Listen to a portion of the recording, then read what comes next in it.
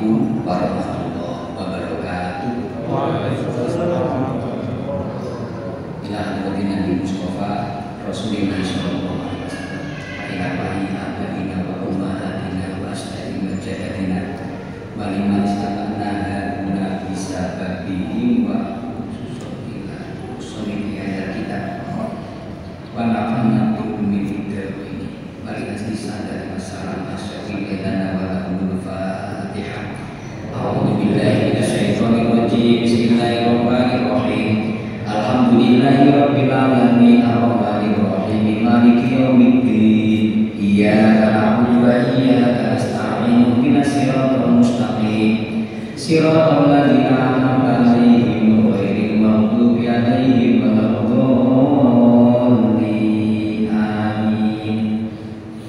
Alhamdulillahirabbil alamin. Allahumma shalli wa sallim wa barik ala sayyidina wa maulana Muhammadin wa ala alihi wa ashabihi ajmain. Bismillahirrahmanirrahim. Walladzina kafaru a'maluhum kasarabim biqi'atin yasabudum anma'a. Walladzina kafaru, dan orang-orang yang kafir kepada Allah. Kafaru itu artinya menutupi. Jadi kalau biji jagung ditaruh di tanah yang basah, dia mestinya akan tumbuh. Tapi kemudian kita menggunakan panci ditaruh di atasnya. Ini namanya kafar, menutupi. Karena ditutup, biji jagung yang harusnya tumbuh, dia nggak bisa tumbuh karena ditutup. Nah, orang kafir ini orang yang menutup diri. Menutup diri harusnya kenal kepada Allah, tapi dia tidak mengenal kepada Allah. Nah, orang-orang kafir ini di dalam surat An-Nur, surat ke-24 ayat 39, di sana dinyatakan a'maluhum kasarabim biqi'ah. Amal perbuatan orang kafir itu seperti fata morgana. Kalau dulu siapa ibunya Ismail, Siti Hajar. Siti Hajar di Bukit Sofa melihat sepertinya di Marwah ada air. Didatangi ke sana ternyata tidak ada air. Kembali setelah di Marwah di Sofa kelihatannya ada air. Setelah didatangi tidak ada air. Itu yang dimaksud dengan fata morgana. Kalau di jalan bypass Ngurah itu yang jalannya naik jam 12 siang, jam 2 siang itu kelihatannya ada air yang mengalir di jalan raya. Itu namanya fata morgana. Yasabuhu do'an, yasabuhu menyangka pada tempat itu. Al-do'anu orang yang haus, ma'a air. Orang yang haus mengira di sana ada air. Hatta idza ja'ahu, tapi kemudian ketika dia mendatangi tempat tersebut ternyata lam yajidhu syai'a. Lam yajidhu, dia tidak mendapatkan di tempat tersebut syai'an, sesuatu. Mengira ada air, tapi ternyata setelah didatangi tidak ada air. Itu oleh Allah sebagai perumpamaan perbuatan orang yang kafir kepada Allah. Dia sebagai insinyur yang bisa membangun jembatan, desa Kagilangu dengan desa Wongsorejo ada sungai, tidak bisa berinteraksi. Di sini ada pasar.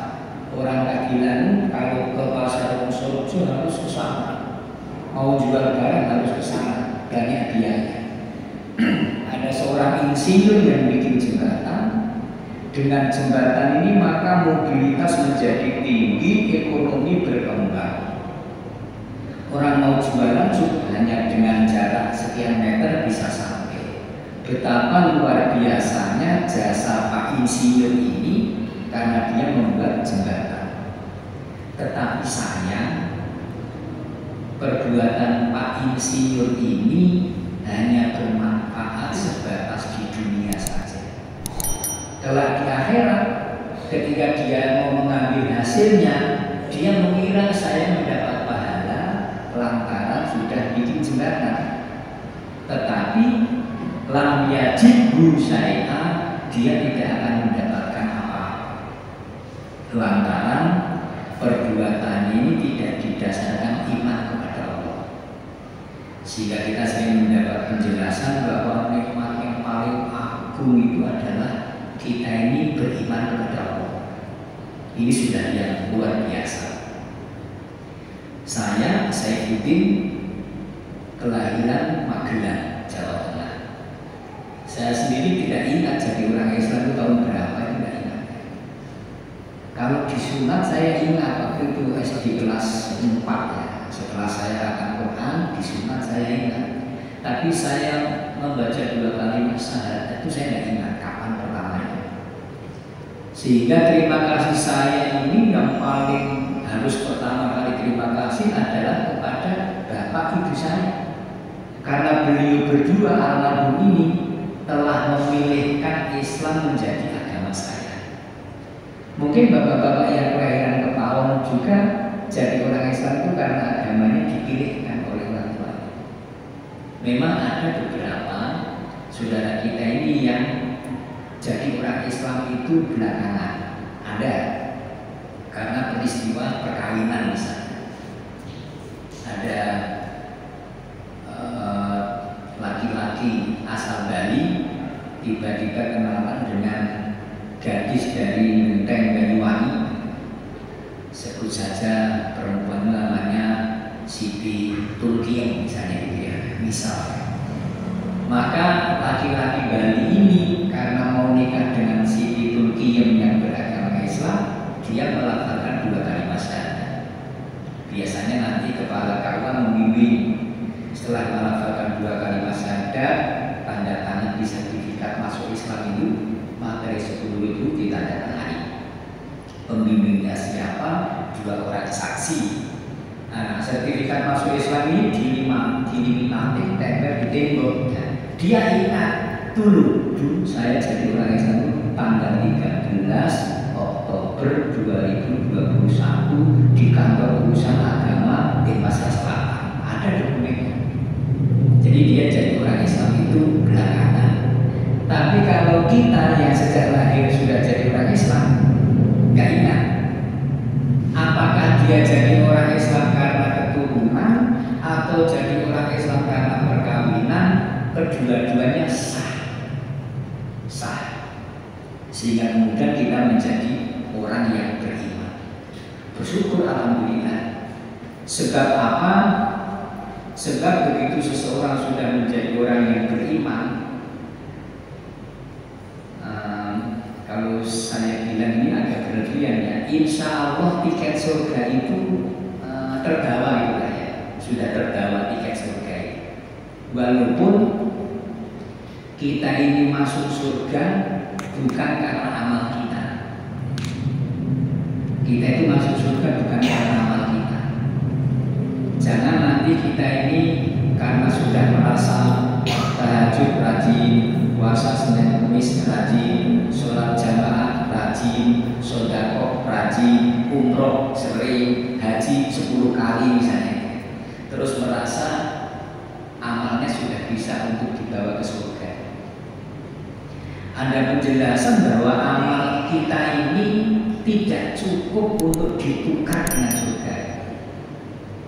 Sehingga kita itu masuk surga bukan karena amal kita. Rasulullah mengatakan la yudkhila ahadan amaluhul jannata. Kata Rasulullah, amal seseorang itu tidak akan bisa memasukkan dia ke surga. Jadi masuk surga itu bukan karena amal kita. Qalu wa ma anta ya Rasulullah. Para sahabat kemudian bertanya, wahai Rasul, apakah termasuk engkau tidak bisa masuk surga karena amalnya? Wala anak, ya termasuk saya. Saya juga tidak bisa masuk surga illa ayyatahum madaniyallahu bifadlihi wa birahmatihi, kecuali karena Kamu itu telah melimpahkan kepada aku keutamaan dan rahmat-Nya. Jadi yang membuat seseorang masuk surga itu bukan amalnya, tetapi rahmat Allah. Dan bapak-bapak rugi kalau masuk surga kok karena amalnya. Kita masuk surga bukan karena amal kita, tapi karena rahmat Allah. Kalau masuk surga karena amal kita, sekarang yang hadir itu yang paling sepuh siapa, yang umurnya paling banyak? Sebutlah kita itu nanti meninggal dunia umur 90 tahun lah, jadi sudah agak panjang umur. Orang masuk surga ketika meninggal dunia umur 90 tahun, itu berarti nanti kalau masuk surga karena amalnya, dia di surga cukup 90 tahun saja. Kalau masuk surga karena amalnya, untung kita itu masuk surga karena rahmat Allah. Sehingga walaupun umur kita ini mungkin 58 tahun meninggal dunia, ada yang 40 tahun meninggal dunia, tapi kalau dia itu beriman kepada Allah, dinyatakan di sana bahwa jazaohu inda rabbih jannatu adnin tajri min tahtihal anharu khalidina fiha abadan. Jadi kalau orang yang sudah di surga itu khalidina fiha abadan. Ada punya neraka, nggak ada kata-kata abadan. Innalladzina kafaru min ahli kitab wal musyrikina fi nari jahannam khalidina fiha ulaika hum syarrul bariyah. Jadi yang di neraka itu hanya kekal, begitu saja. Tapi kalau di surga khalidina fiha abadan. Oh, jadi bedanya penghuni neraka itu tidak abadan, kalau yang penghuni surga abadan selamanya. Kenapa yang di neraka itu hanya kekal, tidak pakai kata-kata abadan? Karena dimungkinkan orang yang sudah di neraka itu nanti ketika sudah bersih dosanya, maka dia pada akhirnya nanti akan dipindah. Di dalam Sahih Bukhari di sana dikatakan an Abi Sa'id al-Khudri radhiyallahu anhu anin Nabi sallallahu alaihi wasallam qala, Rasulullah memberikan penjelasan, yadkhulul jannata yadkhulu ahlul jannatil jannata, ketika penghuni surga sudah masuk ke surga, wa ahlun narin nar, yang penghuni neraka juga sudah masuk ke neraka. Jadi kalau diilustrasikan, ya tentu tidak seperti yang saya ilustrasikan. Penghitungan amal sudah selesai, maka yang surga sudah masuk surga semua, yang ke neraka sudah masuk ke neraka semua. Sumayaqulullahu ta'ala, kemudian Allah memerintahkan kepada malaikat, wahai malaikat, akhriju man kana fi qalbihi mithqalu habbatin min khardalin min imanin. Malaikat oleh Allah diperintahkan untuk coba kamu lihat yang di neraka ini, tidak di neraka, diteliti. Memang terkejut juga, ternyata banyak juga warga kaum yang di sini, ya. Jadi dilihat, karena memang tidak satu pun kita ini yang tidak ke neraka. Mesti masuk neraka kita ini, karena Allah sendiri mengatakan bahwa wa in minkum illa waridha, tidak ada dari masing-masing kalian itu illa waridha, kecuali pasti akan melewati neraka. Wa in minkum, innya ini in untuk menafikan. Wa in minkum, nanti jenengan kalau penasaran bisa dibaca dalam surat Maryam, surat ke-19. Surat Maryam ayat 71 dan 72.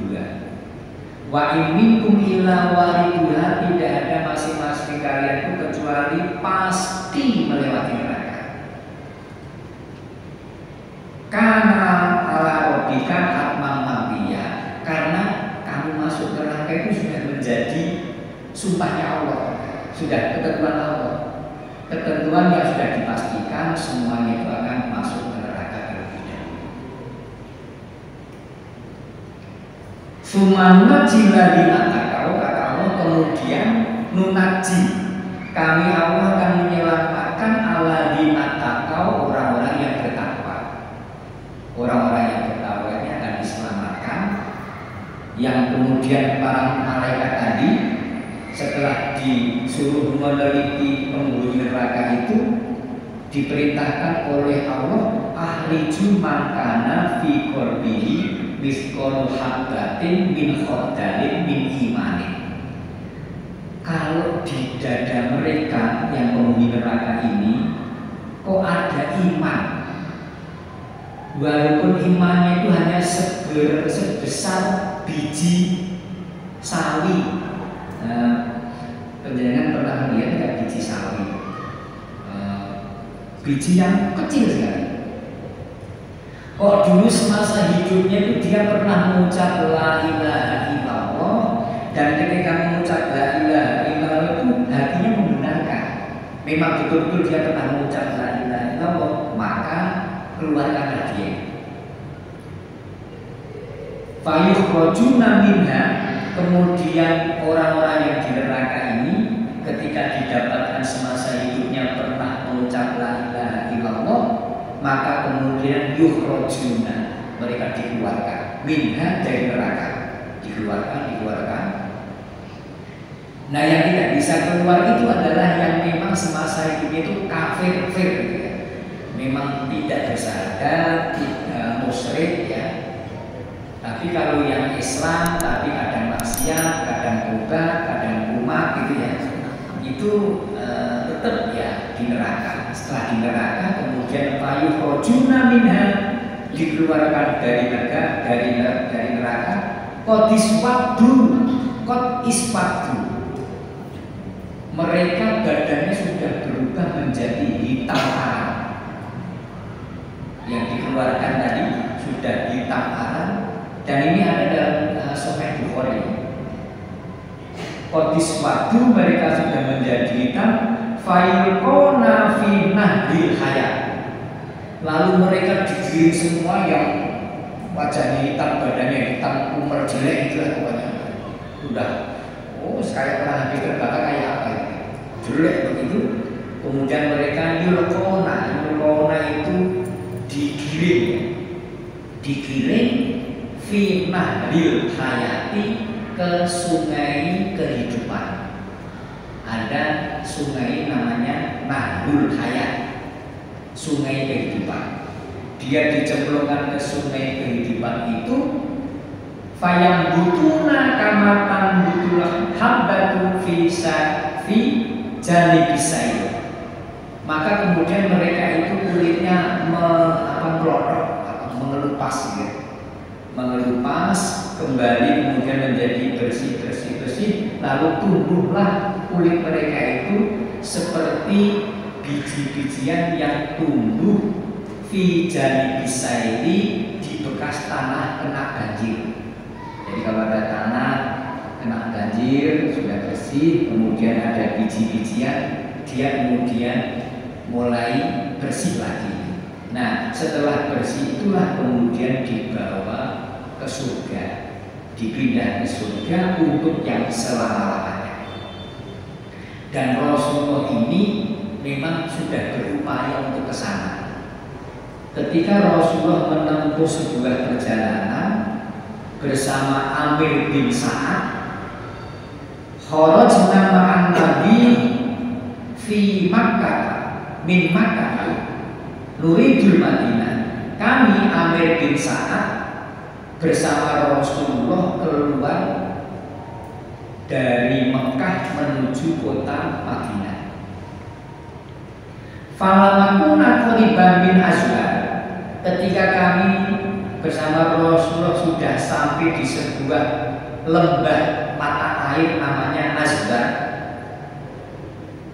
Ini saya juga sejujurnya belum pernah melihat tempat itu, karena kalau orang yang umroh, yang haji, mukimin kita, yang memandu kita itu nggak dibawa ke tempat-tempat begitu.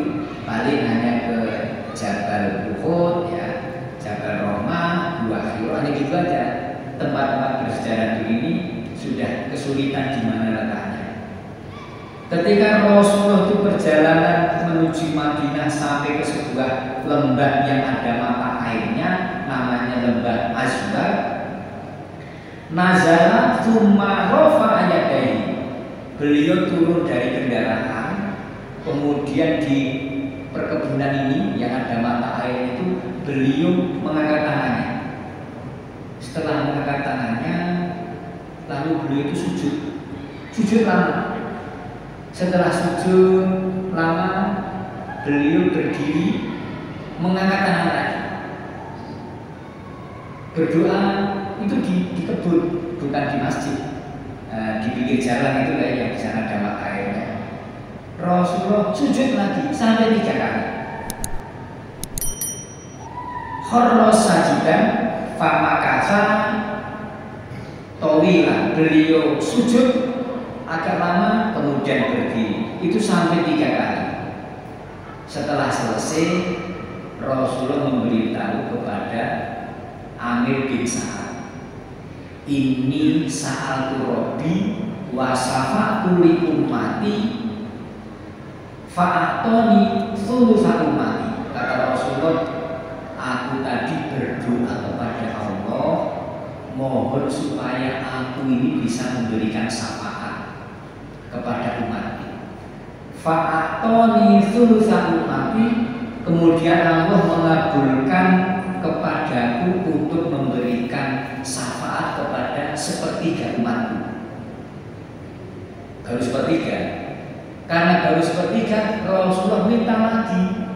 Setelah dipenuhi, diberi hak untuk memberikan syafaat sepertiga lagi, beliau saking senangnya sujud syukur. Lalu ketiga kalinya, fa'atoni thulutha akhir. Lalu Allah memberikan kepada kami untuk bisa memberikan syafaat sepertiga yang terakhir. Jadi umat Rasulullah ini umat yang terbanyak. Karena kalau umat Nabi Ibrahim kan berakhir, Nabi Ismail berakhir. Nah umat Rasulullah ini tidak akan berakhir.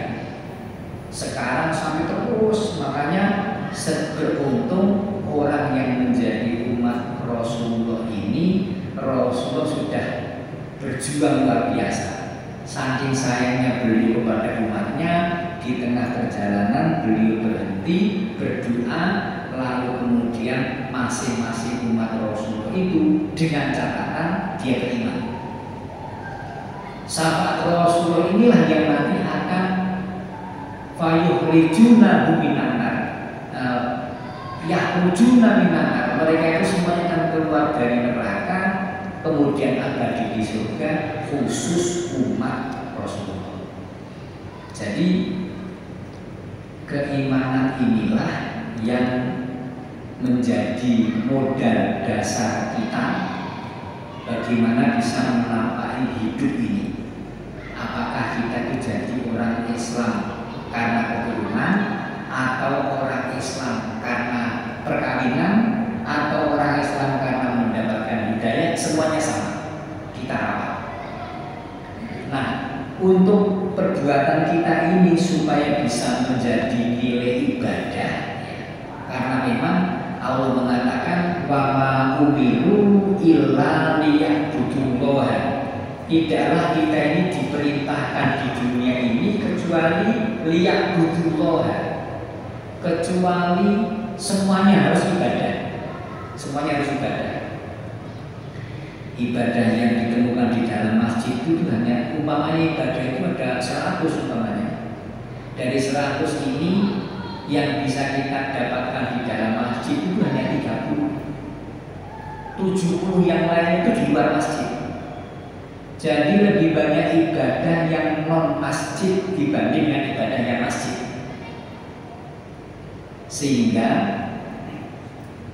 yang kita ingin kaji season pertama ini adalah bagaimana kita bisa menata niat kita.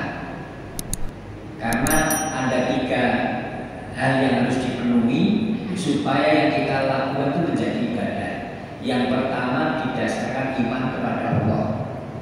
Tadi sudah kita jelaskan, kalau ibadah tidak didasarkan iman kepada Allah seperti faramuga.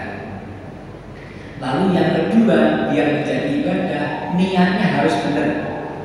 Niatnya harus benar. Lalu yang ketiga, muwafiquhu bima fa'ala Rasulullah sallallahu alaihi wasallam. Harus sesuai dengan tata cara yang dilakukan oleh Rasulullah. Jadi 3 syarat. Iman, niat, kemudian sesuai dengan yang dilakukan oleh Rasulullah. 3 ini. Yang iman sekilas tadi sudah saya sampaikan. Kemudian yang kedua tentang niat.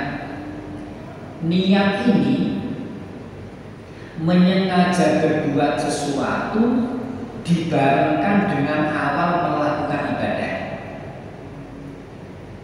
Wa hukmuha anna fardhu fi kulli amalin. Hukum niat itu wajib bagi setiap amal. Jadi setiap amal itu supaya menjadi ibadah harus disertai dengan niat. Sebab apa? Niat yang berbeda, hasilnya pun berbeda. Saya tadi sebelum maghrib sudah sampai di sini. Penjenengan sekarang duduk di masjid bersama-sama. Nanti kalau kita ini keluar dari masjid, umpama ada di sana toko yang bisa ngeprint pahala umpamanya gitu ya. Jadi kita habis dari masjid ngeprint terus datanya ditempelkan gitu, terus konsentrasi terus keluar printnya umpamanya gitu. Maka kita keluar nanti pahala ini berbeda-beda, bergantung dengan niatnya. Kalau datang ke masjid niatnya itu kok nggak enak sama takmir, sudah di-share di di WhatsApp, suruh datang nggak datang. Kalau kesini dan niatnya hanya supaya takmirnya lega, ya itu dapatnya. Jenengan duduk ini kalau tidak diniati itikaf yang menjadi duduk biasa. Tapi kalau diniati itikaf selama duduk menjadi pahala. Itu yang tadi saya bilang, di luar masjid itu banyak kegiatan yang karena niatnya baik menjadi ibadah. Kamin amalinnya tasawwaru amalan dunia, tasiru amalan akhirah bi husni niat. Banyak perbuatan yang sepertinya perbuatan dunia, tapi malah menjadi perbuatan akhirat yang banyak pahalanya karena niatnya baik. Niatnya baik. Sehingga niat ini membedakan mana yang perbuatan biasa dan mana yang perbuatan ibadah. Itu niatnya, tergantung niatnya. Jenengan misalnya sedang ke Jawa itu ya naik mobil, lelah, ada masjid di pinggir jalan, duduk di masjid layar-layar. Duduk di masjid layar-layar, kalau jenengan duduknya itu niatnya menghilangkan capek, yuk hilang capeknya aja. Tapi kalau duduknya diniati itikaf, capeknya hilang, pahalanya dapat. Jadi memang sekarang harus pinter-pinter kita mengatur niat. Nah, bagi teman-teman yang masih muda, yang masih bisa aktif bersama istri, itu kan seolah-olah menjadi perbuatan biasa memukuli istri. Tapi itu bisa menjadi ibadah kalau diniati yang baik. Tanda diniati yang baik kan mesti diawali dengan berdoa. Tentu doanya dalam hati, nggak usah sudah Al-Fatihah jadi royo jadinya ya.